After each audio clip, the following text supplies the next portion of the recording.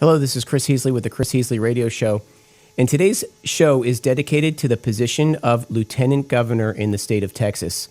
The Lieutenant Governor in the state of Texas is the second highest ranking official in the state of Texas, but an official that has incredible powers, an official that largely can nullify, for the most part, any sort of program or legislative initiative.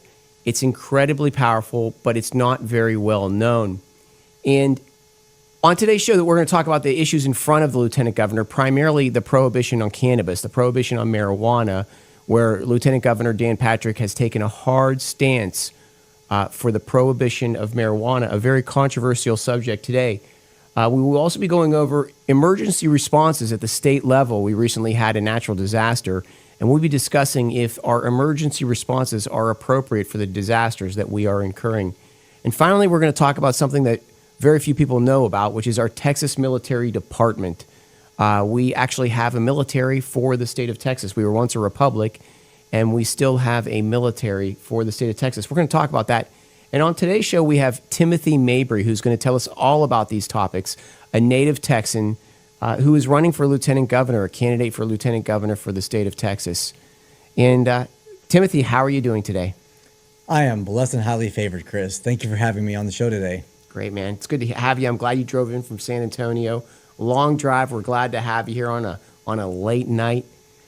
So, you bring to us a lot of really interesting subjects, and you yourself are an interesting person, an interesting man, at such a young age, shooting for the lieutenant governor position. Can you tell us a little bit about the lieutenant governor position? You know, like I said in the beginning, it's an incredibly powerful position. It almost is equal to the governor itself, but people really don't know about the lieutenant governor position.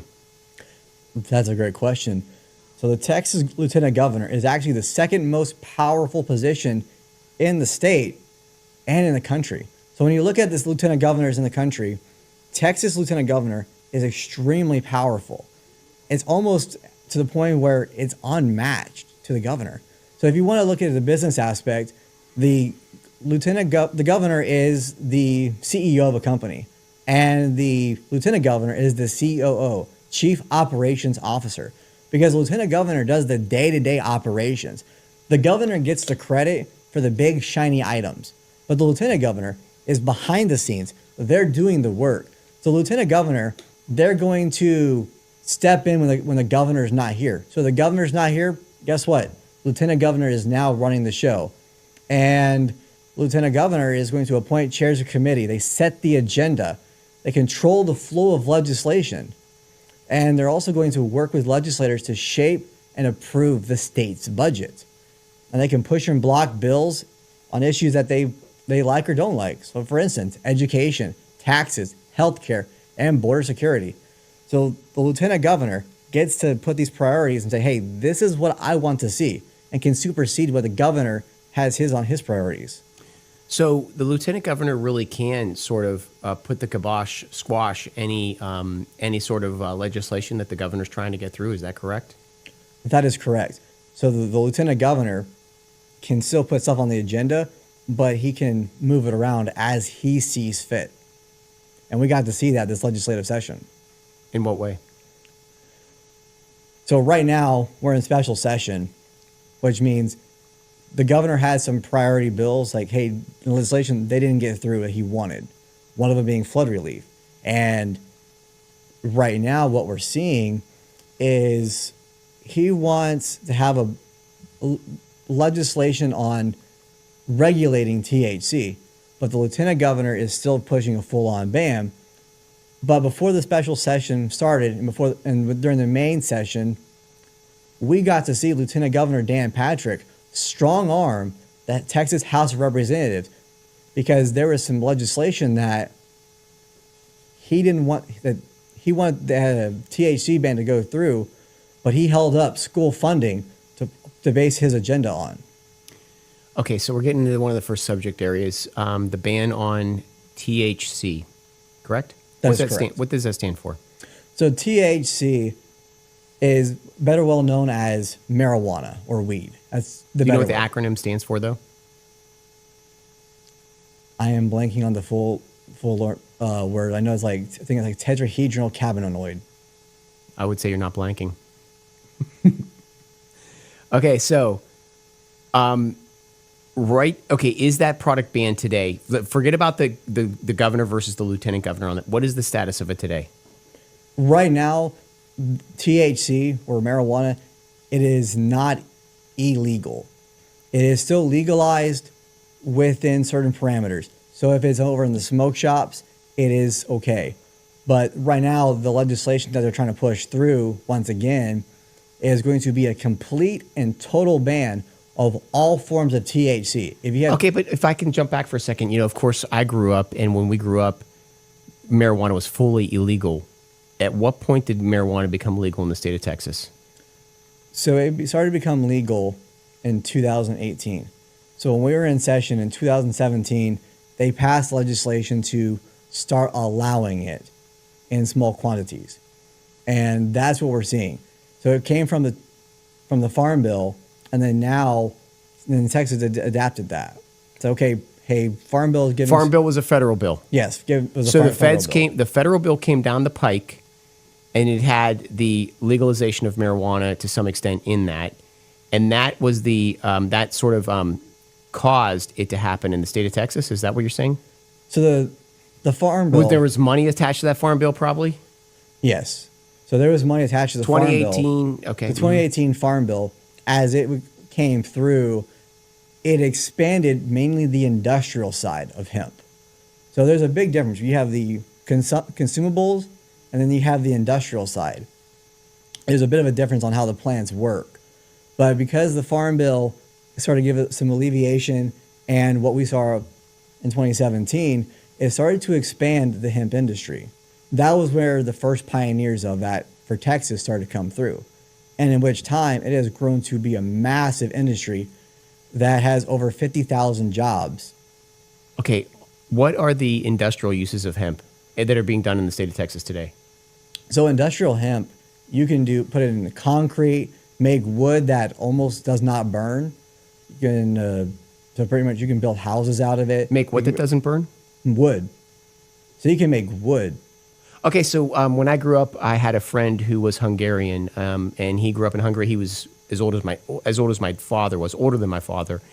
And when he was a young boy, which would have been, I don't know, in the 40s, in the 50s, he in Hungary took hemp and they made rope out of it, and it supposedly made the strongest rope that one could make. And then when he came to the United States and found out, I don't even know if they knew that you could smoke it when they were doing this in Hungary. He comes here and he learns this other purpose of it and that it's illegal. And for him, it was just this really, interesting moment for him to see this difference in the two countries and how they used one product.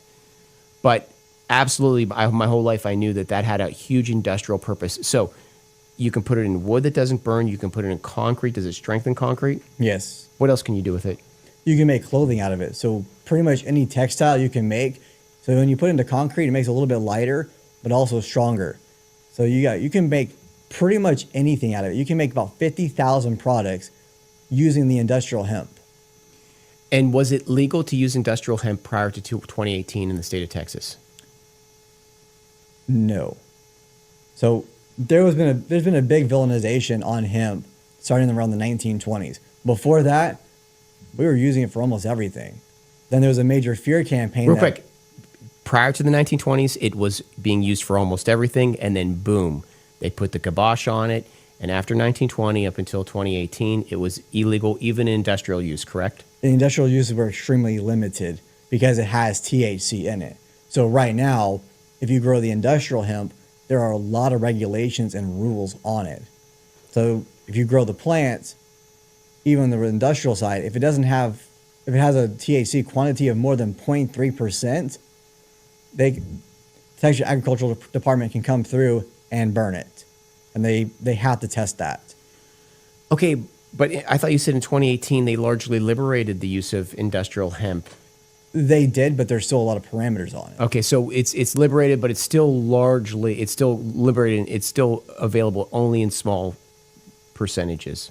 Correct. The way I equate it to is if you grow sweet corn and it has a certain amount of sugar in it, if it goes too high above that threshold, they'll burn it. That's how I equate Okay, it. so let's just talk about industrial. If we simply legalize the use of industrial hemp, what would that mean for the economy and the quality of our products? If we completely legalize all the industrial hemp without the major regulations behind it, say, hey, we're no longer going to do the testing on the as a 0.3%, that would open up the doors to save farmers and ranchers a lot of extra money on the processing and the growing side. So it would stimulate the economy and be able to do more with it.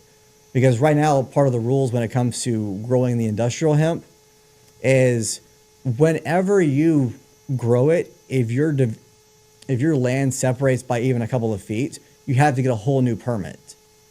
So if you have a 100-acre ranch, but you have a road going in between, Yeah, right. 2 permits. you had to get 2 permits. It's hugely litigious and expensive. Correct. And it's any deviation. So if you have even a small gap, you have to get a brand new permit and redo all the cost. How would it save if we largely allowed for the legalization? How would it allow farmers to be more productive and save them money? I guess the argument you just used, or is there more? It would increase the profitability overall. So right now, one of the big issues that we're seeing is we're losing at least 5 farms a day here in Texas. And it's not just the small farms. We're losing the lifelong, multi-generational family farms at high numbers. And part of the reason we're losing farms every day is because of the cost.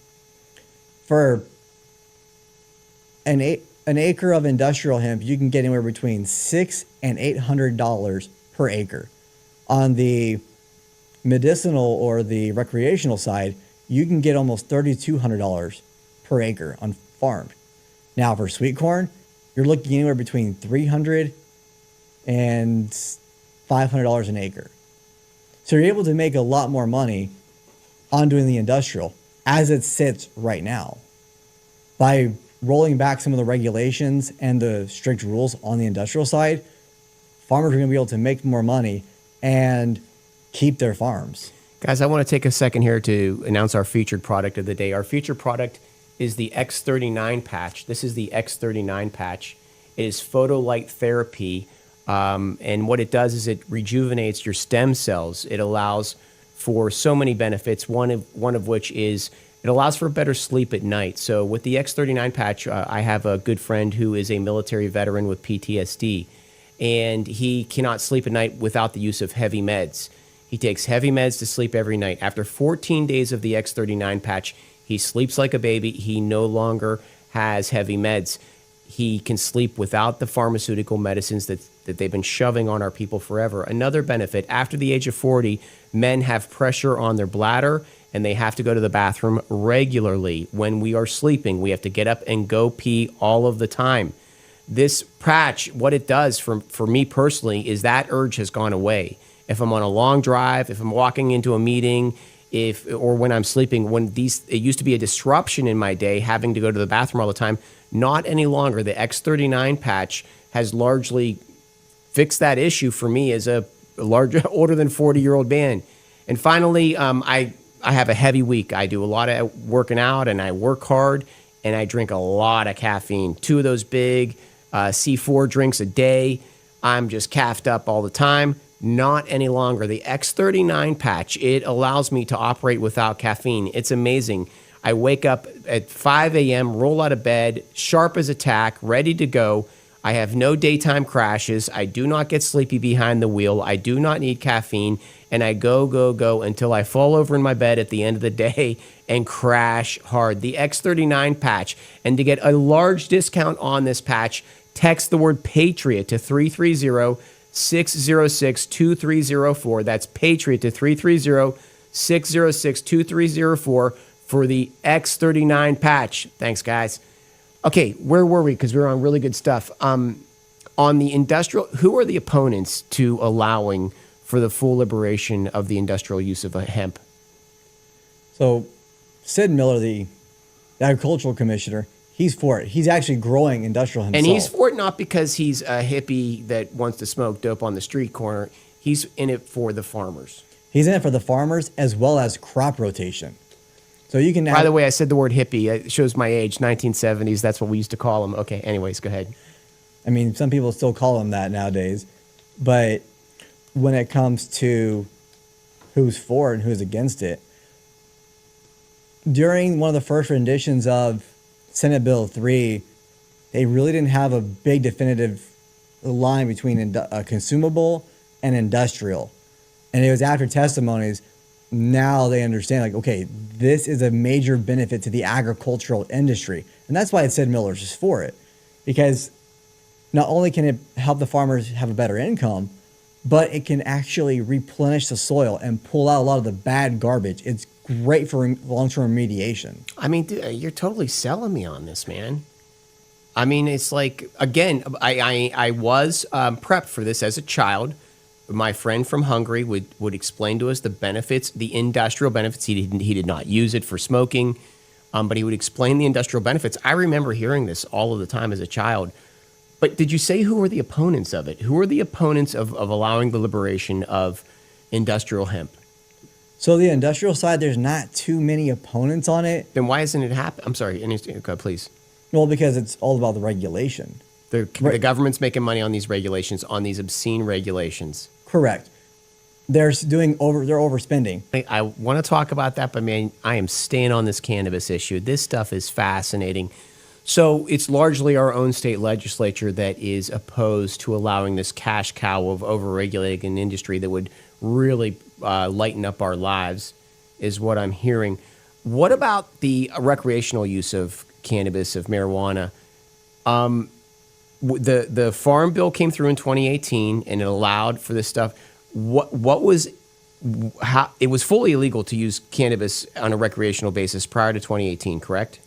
There was still the Texas Compassionate Use Program, or TCUP, that was founded, I believe, 2015, 2016 is when the TCUP program first came into play.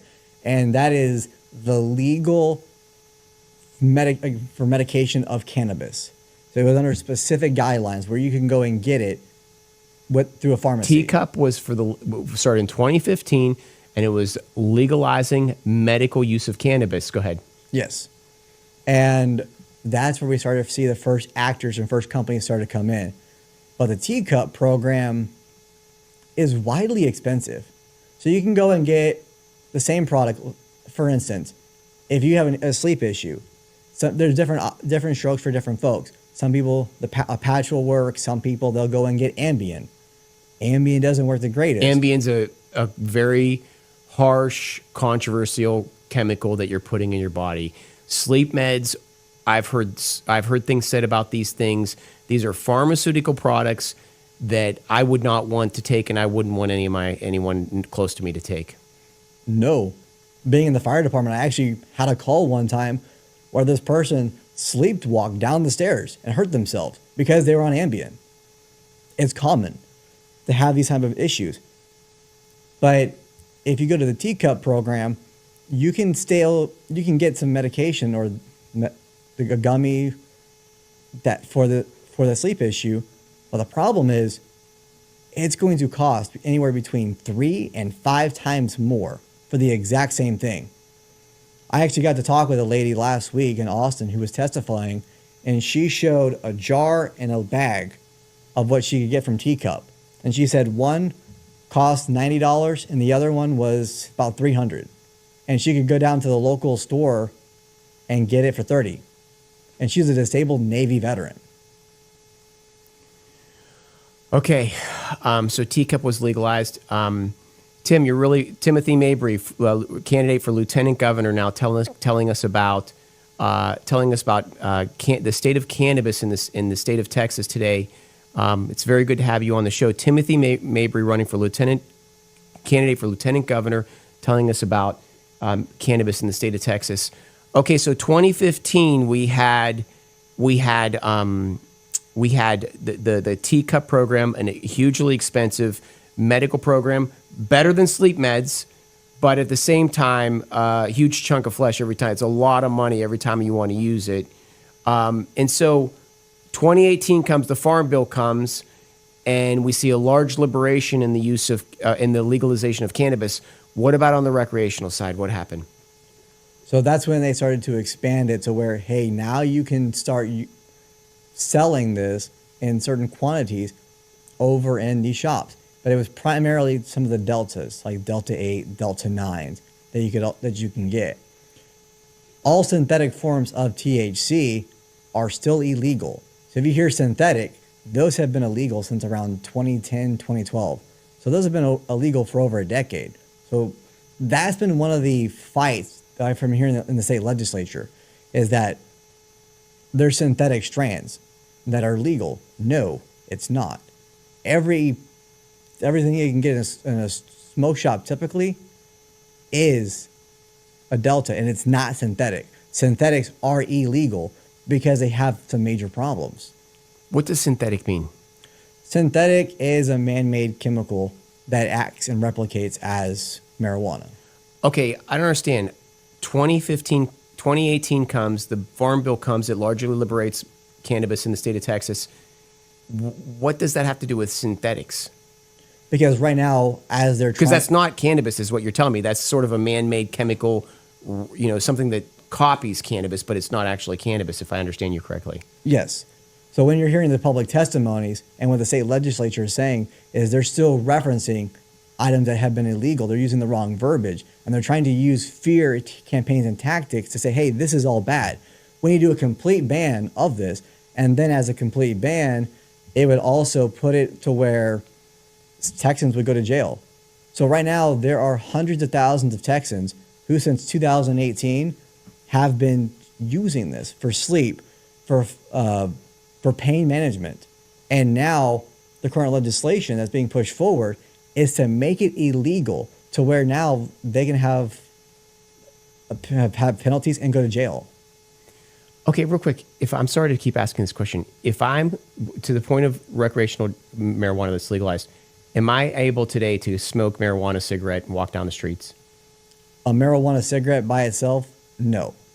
But in a gummy form, I could do it. In a gummy format, in certain types of processed, yes, you can still do a roll. But straight marijuana, no. Can you do it anywhere? Not really in Texas. Okay. Okay, but you're saying that certain people are taking cannabis products to help them sleep at night, correct? And this is not the teacup. This is affordable things. What kind of products are they taking to help sleep at night? You can do gummies. There are some drinks, and there are different strengths and levels to it. There's a major science to it that I've just started to learn, but I'm not anywhere close to an expert because it is extremely in-depth of how this works. We actually have an endocannabinoid system in our bodies and with the receptors. So our bodies can work well with it. And that's not an area where I know the full science. I've been sitting and talking with people who do, and it's like, wow. I've listened to these testimonies for, at this point, several days now, and I still don't know everything. Each time you still learn a lot. And it's a lot of information to learn, but the more you start to learn, it is a better alternative than the over-the-counter medications that are deemed safe. What other medical benefits come with using cannabis? So it's a good treatment for pain, PTSD, anxiety. And if you have, I actually heard one story where this individual had cancer and they couldn't eat for days. The doctor said, hey, I can't prescribe this to you, but if you go down to the shop, have a couple of gummies, you're going to be able to eat. And sure enough, these cancer patients would come in, take a couple of gummies, and be able to eat. You know, we are in a great awakening where there are certain products that have been made, prior to the 1910, 1911, when I would say the banking cartel got their hands on this country, natural remedies were the norm. And then what happened is the banking cartel, largely the Rockefellers, took over our medical establishments, our universities, began funding them, and then began creating an agenda that completely complied with their business interests, which was pharmaceuticals. And so we're in this discovery phase where we're learning that, they were killing us with these medicines, supposed medicines. And now here we are learning about the effects of cannabis and other products, the effects of things like photolight therapy, the patch. It is an amazing time. I really hope everybody is out there learning about this stuff. Get yourself young again and start learning about these products. It's an incredible time to redeem your years. But with that being said, okay, so So you listed a number of the benefits of cannabis medically. So what is the next step? Is there a push right now to make smoking marijuana, cannabis, fully legal, where you can smoke it, or tell me where are we now? I know there's a football being pushed each way. Dan Patrick wants it fully illegal, but where do the people what is the best case scenario of liberation? Should smoking marijuana be fully legalized, or where should we put the stop in if there should be a stop at all? Well, the stops that need to be put into place is to treat it just like you do alcohol and cigarettes. To say, hey, 21 plus, packaging that's not enticing to minors, and to weed out. And allow the smoking of marijuana. Correct, and you can do it in certain amounts. So when it comes to some of the gummies, you need to understand the process. So we've gotten a lot better in technology to where it can become even more pure. It's kind of like gold and silver. The more you refine it, the better the process, you can get to being almost all the way pure. And when it's almost all the way pure, what's considered 0.3% at 5 milligrams can actually be concentrated at 15. So part of what we need to do is go away from saying 0.3% regulation and say, hey, look, let's do it as a milligram, because that you can control a little bit better. And to say, hey, let's put it at a certain milligram limit before we consider it truly medical and needing to go to a pharmacy. Because you can do some lower levels like 5 to 10 milligrams just for sleep or for hunger. Certain things you can use, that's like aspirin and Tylenol, you can get over the counter. So putting those limits in place and say, hey, if you need some stronger medication, you need something a little bit more, then you can go over the counter. Then you can go get a prescription for it. But what about just recreational smoking marijuana? Should that be legal?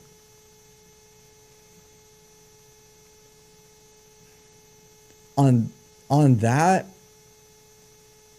I don't think it fully should be legal just to smoke it just fully recreationally in mass. So in small quantities, sure. I think it can be a benefit to do it, just like you do with alcohol and cigarettes. You have the right to choose on that. But I would say my full position on this would be, what do the people fully want? If majority of Texans say, hey, yes, let's do the full recreation and legalization, then your responsibility as an elected official is to do what the people want. That's how we're supposed to be. If the people want something, and overwhelmingly, you need to be listening to what your people say and not your own personal opinions. Okay, so Dan Patrick is taking a hard stance against this. Greg Abbott is taking, I would say, an open stance towards this. He's okay with liberating it to a greater extent. What is the motivation of Dan Patrick today? Why is he taking this hard stance? Dan Patrick is the lieutenant governor in the state of Texas. So our current lieutenant governor, Dan Patrick, his stance is full on prohibition. And some of the things that he is stating is it's bad for the kids, it's enticing, and we don't know what's in the products. One product that he references quite a bit is Hometown Heroes. He actually, on a press conference, showed some of Hometown Heroes products and then threw them into a box. Well, Hometown Hero, if you actually look at their products, it actually tells you what's in it. It's no mystery items. So they're using fear tactics and say, oh, it's bad for the children. It's being marketed towards them. But when you start following the money and who is influencing him, you start to see that the alcohol companies and lobbyists have been putting money towards his campaign. He has a former staffer who is a lobbyist for a teacup company. So he has people who are paying into his campaign, who are good friends, influencing policies. And from the outside of, hey, look, your constituents, which all Texans, majority are saying on every study that has been done independently, not paid for by Lieutenant Governor, is saying the Texans want this. That's a bold statement. You're saying Texans actually, we're a strongly conservative state. You're saying that Texans, because I would look at it, and I think Dan Patrick is taking a prudent political step by taking this hard stance. I think that there'd be a large percentage that would be in favor of him, but you're saying that's not the case? That is not the case. Over 55% of all Republicans or all conservatives say they're okay with legalization of it. And 2/3 of all Texans say, yes, we're okay with this. And I know quite a few Republicans and lifelong conservatives who are using THC for not for recreation, but for pain management, for dementia, for issues that they're having on their day to day that they can't get relief anywhere else. They say that is the only thing. So now these people who have been using these products for about 6 years now, 6 to 7 years, you're going to tell them, hey, grandma, hey, grandpa, guess what? You're now a felon. You're now going to go to jail and face a fine. That's the reality. So it isn't just the young people, as you said earlier, it's not the hippies. It's the everyday Texans, the retirees, the veterans who are using this as alternatives to medications that are literally killing you. And this gives you a better quality of life. And to say now you're going to go to jail, now you're going to be a felon, and you're going to face a fine, that's not Texan. That is not the spirit of Texas right there.